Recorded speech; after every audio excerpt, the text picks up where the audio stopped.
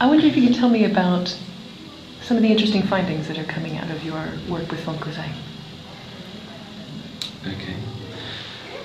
Well, let me just start from one of the sort of accepted views in microfinance, which is endorsed by CEAB, that if you are very poor, you can't use credit productively because there's so many stresses on your livelihood that, in simple terms, you'll eat the money. So starving people are going to take the money and will buy food with it.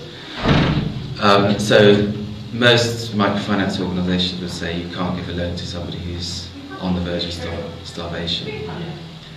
But what we're finding in the CLM project with Fonds is actually the opposite of that. So you have people who've been selected because of their extreme poverty, who are not getting enough food to eat. And one of the interventions that CLM has is a daily amount of money that is supposed to help people buy food.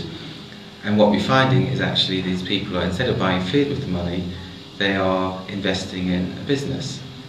And the rationale from their point of view is, well, rather than taking money for food, which will be coming for 8 months and then have nothing, is continue living in the same way, take the money, and then they start buying and selling and they invest in the business.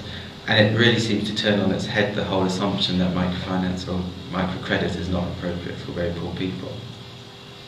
I mean, the key challenge for microfinance is how do you take people who are really poor, almost destitute, have no security in their livelihoods, and get them to a stage where they have more security and they have, in basic terms, enough to live on daily.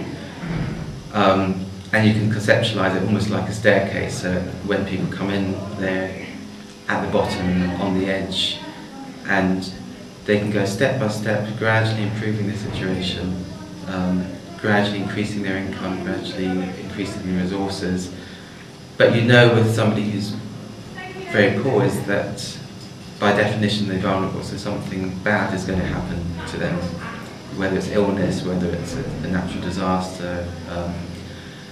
And what you need to do is to get them to a situation where they can cope with that. So it's how do you help them be productive, but also reduce their vulnerability so that they can cope with the inevitable problem as it occurs. So for me the big question is how do you both be productive, whereas you need credit or some way of investing to be productive, but also have the protection that savings or insurance or other financial services provide, but also those linkages into improving health, improving education, improving other areas. So it's really about how do these come together to both promote and protect people's livelihoods.